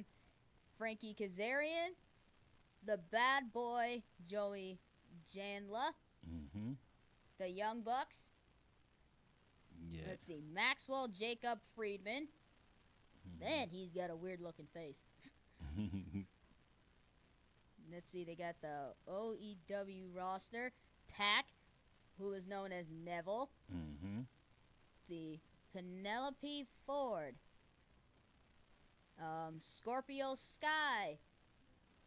Billy Gunn. Mm-hmm. And he signed to AEW as a producer. See? So, yeah, see, they got Cody Rhodes being an executive, and then they got Billy Gunn as a producer. Mm-hmm. Man, AEW's going in the right direction right now. Jungle Boy, he must be another one. Fedek, he's a masked luchador. Mm-hmm. Pentagon Jr., another masked superstar. Jimmy Havoc. Aja Khan, she's a female wrestler. Let's see, Yuka Sananashi, another female wrestler. Sunny Rose. Let's see, Sammy Guanavera. Mm-hmm. Kylie Ray. Nala Rose. Mm-hmm. He looks pretty. Chucky T. Wow. If you would have put an E on there, then yeah. Like, oh, you're talking about Chuck E. Cheese. No, not the place, the wrestler. Yeah, Chucky T. Yeah. Trent Beretta. He was in WWE for a while, a part of a tag team. It was Trent Beretta and Kalen Croft, but I don't know what happened to his partner, so who knows how that's going. Kenny Omega, Brendan Cutler, Skip Saban, Bay Presley, Michael Nakanawa, Ace Rorio, Allie. Oh, funny. She was on TNA for a while. Yeah. Now she's over at AEW. Okay. Yeah. Alex Marvia. Looks like he's a referee for AEW. Mm-hmm. Let's see. Alyssa Altwat. Excalibur. Another master wrestler. JR. He's on the commentary team. See? I think he's more used to calling, like, gritty matches. That's why he's kind of no longer with WWE, so I think he made a good choice. But I still miss him on the commentary team. Him and King killed it. Justin Roberts. He was a former Raw announcer at the time. Raw and ECW and SmackDown. So it looks like he's a ring announcer. He was a ring announcer at Double or Nothing on their pay-per-view last Saturday. Akari Shida. Glacier. A former ECW alumni. Darby Elaine. Mm-hmm. Brian Pillman Jr. Mm-hmm. So clearly he's the son of Brian Pillman. Right. Rest his soul. Mm-hmm. Sunny Days. Seema. Mm-hmm. Dustin Rhodes. Yes. Mm-hmm. You know. Yep. Leva Bates. Pete Alvaron. Private Party. They're a tag team. Mm-hmm. Dustin Thomas. He's got no legs. Mm. He must have prosthetics. Well, it wouldn't be the first time in wrestling that someone had prosthetics. Zach Gowen, he was a part of the WWE at the time, and he had a prosthetic leg, and he wrestled with only one good leg. Oh, wow. Mm-hmm. He was young, too. It was around, I believe, 2002. Mm-hmm. So, yeah, when he kind of had a bit of a feud and stuff with Mr. McMahon at the time, and Brock was involved. So, okay. yeah, Jerry Lynch. I remember him. It says he's a coach. Mm-hmm. It says Coach Jerry Lynn. Wow. He serves as a coach in AEW. Must be part of their training department. Yeah. Angelico. Jack Evans. Mm-hmm. Rick Knox. He's on the referee team. Mm-hmm. So we got another official. Oh, and they have a woman referee. Audrey Edwards. Yeah. See? Okay, they have a women referee, but it's only in NXT. Why aren't there women referees on the main roster? I don't get that. I know. Well, I mean, the women is coming up, so, you know, it may not be too much longer before you see that. Yep. Earl Hebner. Yep. And it's funny because I think he has a son, Brian Hebner. Mm. Bryce Hemsberg. He's a referee. Okay. Paul Turner, another referee. Mm-hmm. Luchasaurus. He's a wrestler. Yeah. Sean Spears, a.k.a. Ty Dillinger from WWE. Orange Cassidy. Could he not find a better first name? Right, Orange. He's trying to go with Orange County. Then John Moxley, better known as Dean Ambrose. Awesome Kong, known as Karma. And that's it. So that's all 63 wrestlers and referee staff that is a part of AEW. Yeah, and it looks like the roster is growing because it went from 65 days ago to 63 15 hours ago. So, yeah, big time. They blew all the way up. Yeah, so they out there reaching for the superstars now. So, and then if you're a beginning wrestler, this would be a perfect opportunity to sign up with this one, this company. You know, that way you can build your way up from the bottom. Yeah, especially, you know, with Cody Rhodes being at the Hem and him knowing wrestling as well as he does. Yeah. And Albert, to answer your question, who are the ring announcers, like for commentators wise? I don't know who's like the ring announcers to enter in the stars and announce who won.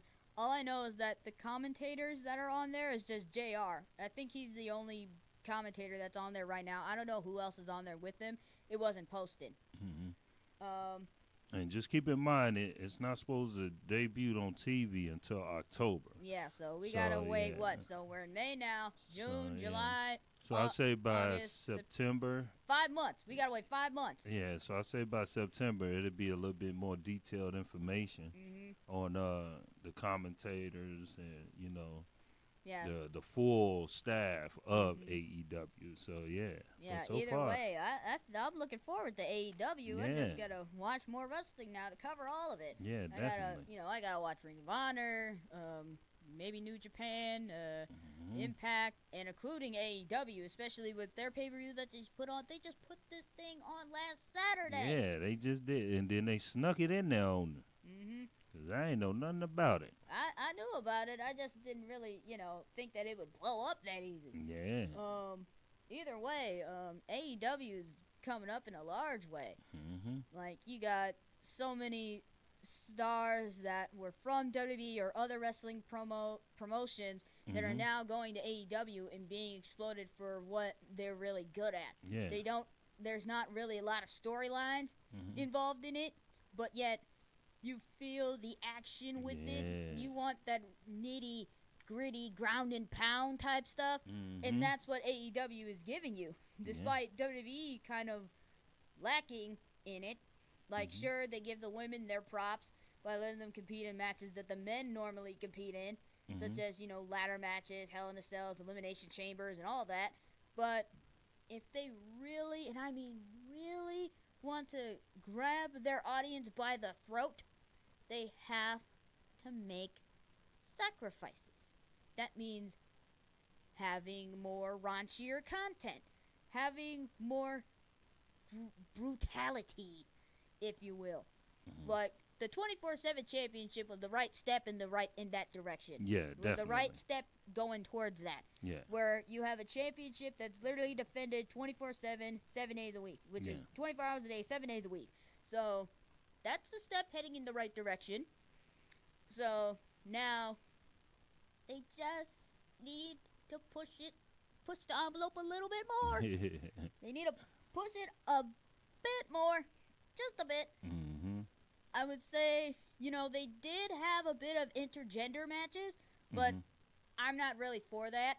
Yeah, that neither am I, because I mean that can, you know, that can slow down the matches, you know, because you gotta, you know, tag the guy in when the other guy get in and all of that. No, I just rather for them just to keep the matches separate, like they have been doing. When you cross them like that, I mean, unless it's a battle royal, then you gotta hold your own in there. But yeah, when it's like a scheduled match and it's a guy and a girl, you know, wrestling against another guy and a girl, I think it tends to slow down the pace of the. No, I'm talking about, like, you know, a guy versus a girl. No, but that also, kind of slows it down. Yeah. They, you know, I'm trying to think who did that. I think it was Mark Merrow. He did that at one time, and same with Jeff Jarrett. Jeff Jarrett kind of just down-talked women, saying like women should be butt naked in the kitchen, making breakfast and all that jazz. And he kind of poked China to some point of extent. And they had their first ever housekeeping match. Oh, wow. Like, there was an ironing board, a broom, like everything. I'm salty I missed that.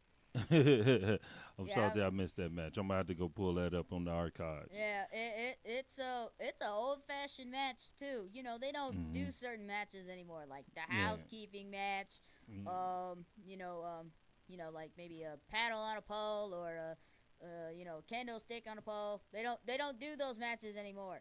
They don't do, like, those fun matches that really made it funny. Okay, I'd say the most dangerous but yet funniest match I have seen is a blindfolded match. Now, the thing is, both competitors have a bag over their heads, and they have to literally feel around the ring and where their competitor is at. Oh, wow. And just seeing them compete like that is hilarious. Yeah. Just seeing where I've seen John Cena face Daivari before, and this was on an episode of Raw back maybe in 2006, where both competitors were blindfolded, and John was trying to feel around, and same with Daivari, and then John just swung, and then he didn't hit anything. And then he grabbed the ref and was about to load up and punch. We're like, no, like, I'm the ref. Right. And then he had to have the crowd help him. Pointing, going like, no, and then he pointed straight forward, and then everybody said, yes, go for it, go. Yeah. Oh, man. I think those are the funniest matches, though. The blindfolded matches are hilarious. They should definitely bring that one back. Yeah, I would love to see that. Yeah. I would love to see that match again. Now, the question is, who would compete in a blindfolded match, though, that would bring the most comedy, though? It's really funny to see any competitor really definitely. compete with in the that match. blindfolds, yeah, because you got one of your senses, your main sense, and what you need is cut off, so you got to use the other four senses to try to figure it out. Yeah, touch, hearing, and, like feel. Smell, yeah. But I don't think you can breathe through that bag, though. Oh, I mean, they have to be able to breathe through the bag, or that's they suffocate. No, they can breathe through it, but the thing is, they smell the fabric, not the person. Oh, the smell sense is out of there then, Yeah. So basically, they have to feel and hear, but the thing is, like, the ref is moving, and then the competitor is moving, and then so are you. So yeah. that kind of screws up almost all your senses. But it's Uh-huh. funny seeing some of the competitors compete in a match like that. Yeah, that is Seeing them fun. just compete like that because it's hilarious. It's like a comic relief when you see them compete in a match like that. It's hilarious. Yeah. Just seeing them fall or Yeah. like try to make a move but they miss. Yeah, they should open up the matches like that, or open up the show like that. That'd be fun. That'd be fun if they just had like you go like we have our first in a long time a blindfolded Blindfold match. You yeah. go, like so how does this match go? So basically both competitors are blindfolded and they have to figure out where their opponent is. Yeah, definitely. I would love to see that again. But the question is who would probably be best at competing in that kind of match though? Like just to see like who would bring the most relief in that. I don't know. I think the women would be good at that. I would say like Charlotte Flair and Ronda Rousey matchup. Both of them blindfolded. I think Putting Ronda them would in the probably ring. be used to it. She's probably had more senses than Charlotte does. Yeah. So yeah, I would like to see that blindfold match, and then on the guy's side, let me see. I would say probably like Brock Lesnar and Big E blindfolded out there. Okay, Brock, I would love to see blindfolded. That'd be funny. Just see him trying to figure out where he's at, and then Yeah. Paul Heyman trying to yell and go like, Brock, Right. Brock, he's over there, and then he ends up falling out of the ring. Yeah, so yeah, That that would would be be my funny. picks for the blindfold match: Big E and Brock, and then Ronda and Charlotte. Yeah, they could even make that a tag team if they wanted to. Now the thing is that they would have to take the bag off of the competitor that's if they're tagged out, they would have to put the Yeah. blindfold on the person that When it's tagged in the ring, yeah, yep. And then Albert, as we were talking about the blindfolded matches, he's Yeah. saying the last blindfold match that he saw, Jake the Snake Roberts was in it, and the crowd got into it. Oh, And then wow. also the competitors that we kind of were debating on, who would be in this match, R-Truth and Robert Roode would be a great blindfold match. Oh, wow. Well, when you think about it, R-Truth has brought a lot of comic relief. Yeah. And then with Bobby Roode trying to be Rick Rude so bad, Yeah. I would see that. Yeah, I can see that too. Oh, yeah, definitely. Yeah, that'd be funny. Yeah. I would love to see that. Definitely would love to see that.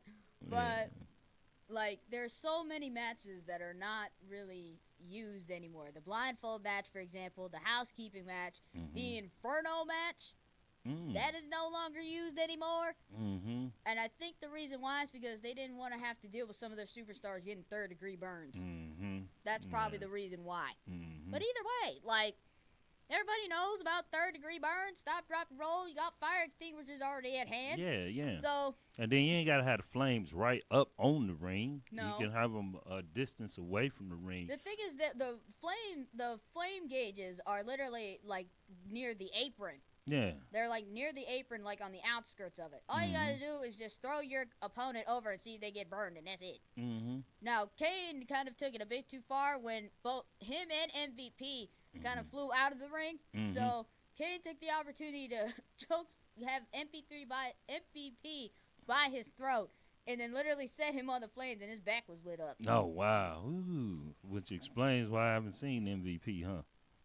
No, MVP's just in another circuit right now. Nah, he's I was just joking. Nah. But either way, the Inferno match was a match that wasn't used is not seen anymore. The Undertaker made this one famous, the casket match. Yeah, definitely. They don't do that no more. Yeah. But the thing is, I don't think the Undertaker has found the right person for the casket match just yet. Yeah, and I think this Undertaker matchup between him and Goldberg and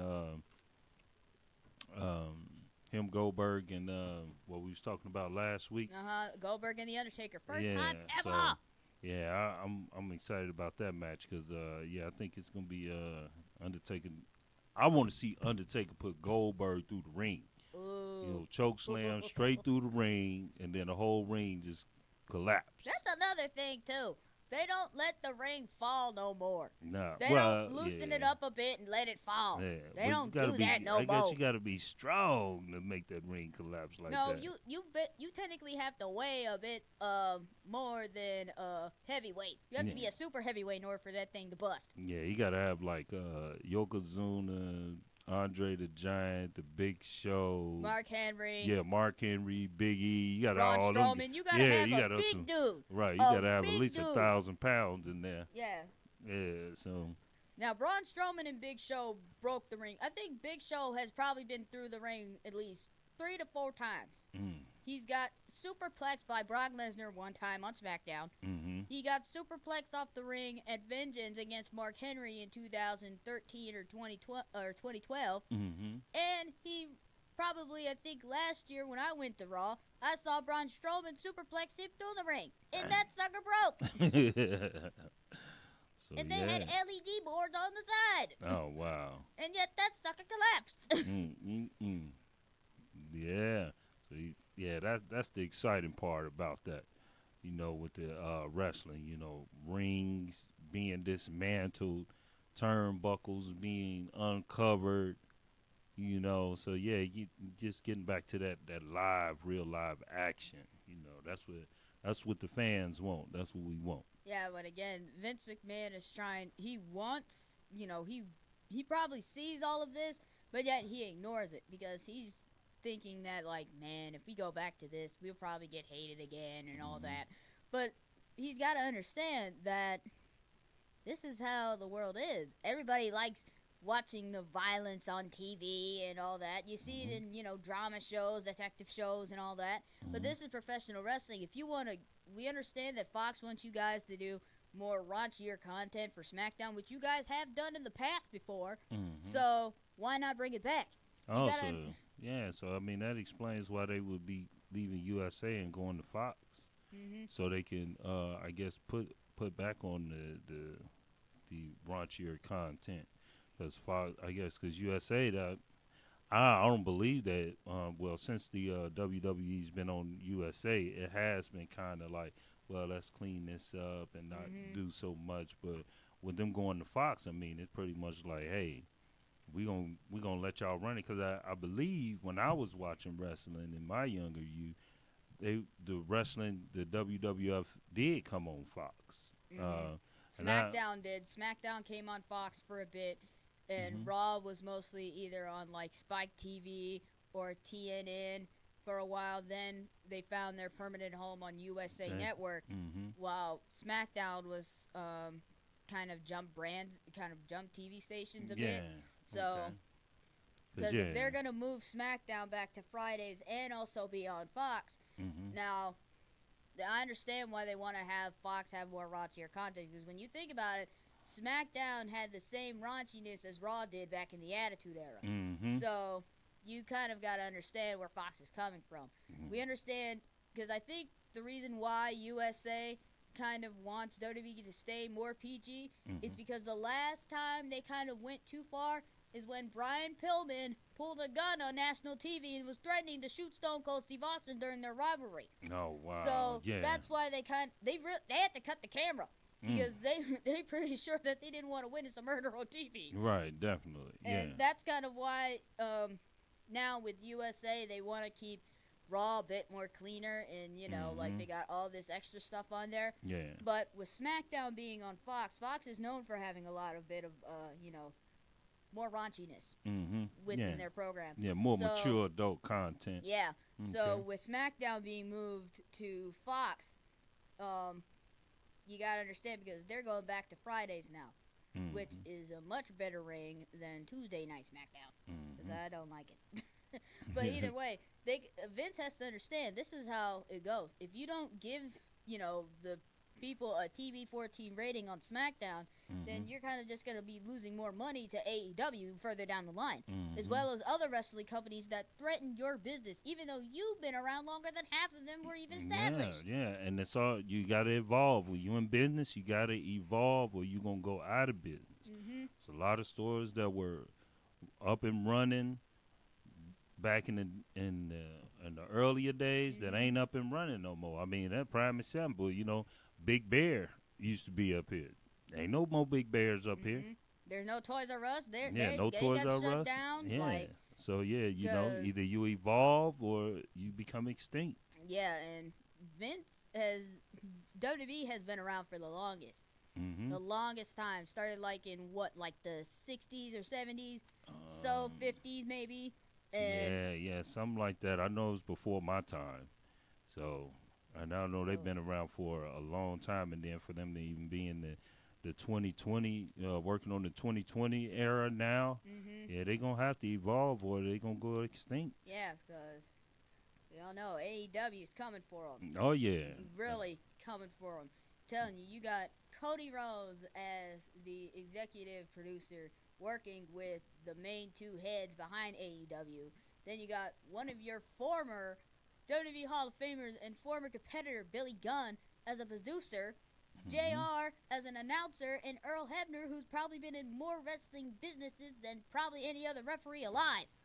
So WWE better get with the program and wake up. Yeah, because they got that veteran staff over there at AEW. So, like I said, I'm excited to see this come to fruition here in October because it's gonna be something to see. I mean, and then even with just the to see how many what the rating was, but just for them to drop that on May 25th, and how so much buzz is around it already, and that's a matter of not even a full 3 days.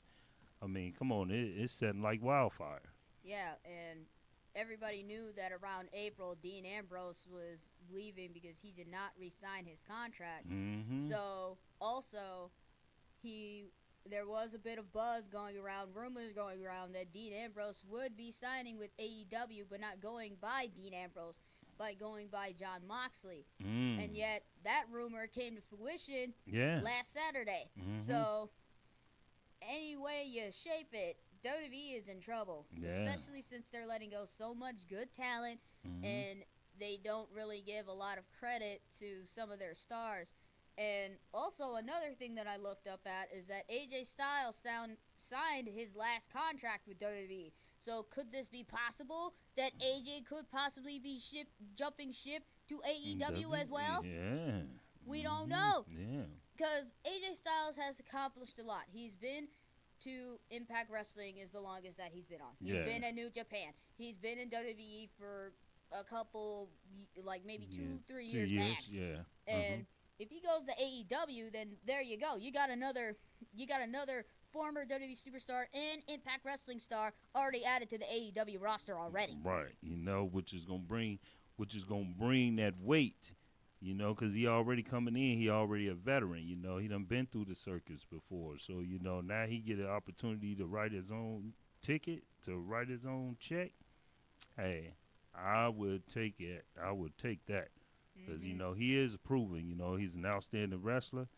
You know, and then if the opportunity presents itself, just like Jon Moxley, the opportunity presented itself, and he said, boom, all right, I'm gone.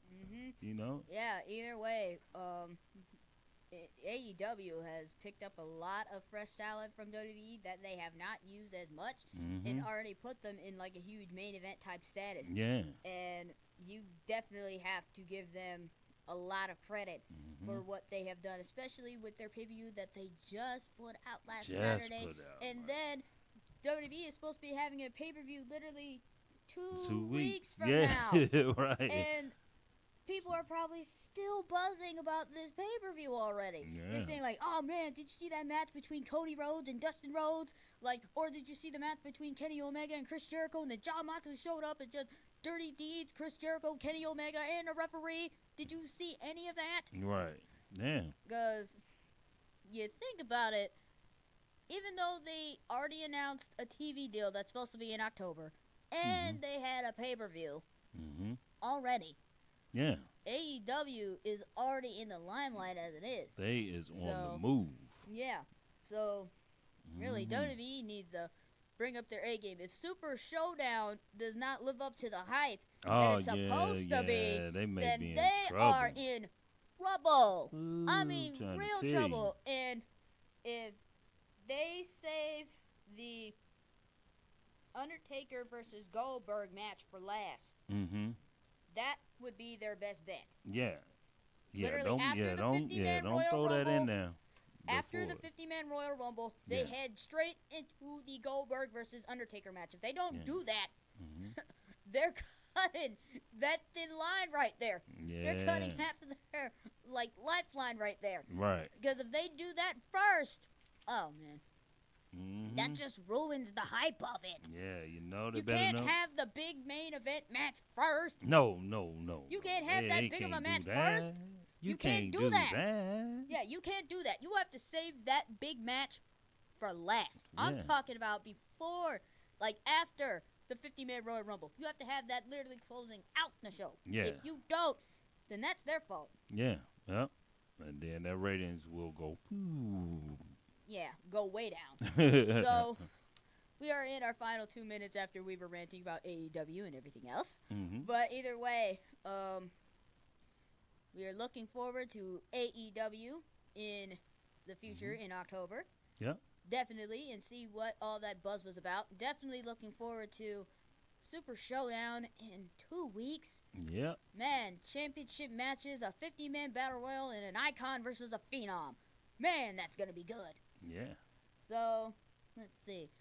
I really want to see how this match goes out between the Dead Man and Goldberg.